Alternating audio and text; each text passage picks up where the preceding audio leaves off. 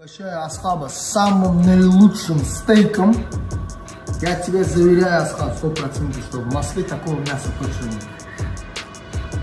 Ее коптили специально 12 часов и были использованы редкие породы дерева. Дуб. К коптению использовали дуб? Дуб. Вряд ли такое есть в Москве. Не потяни.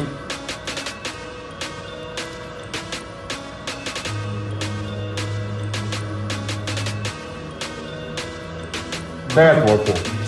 Вот этот соус готовят 6 часов. Варят. Покру.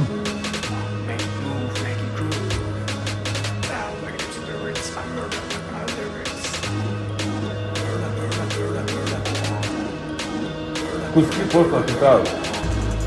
Так. Идеально. Заметьте, Асхабы даже долго жевать не готовят. Потому что мясо мягкое. Оно прям во рту, как тушенка.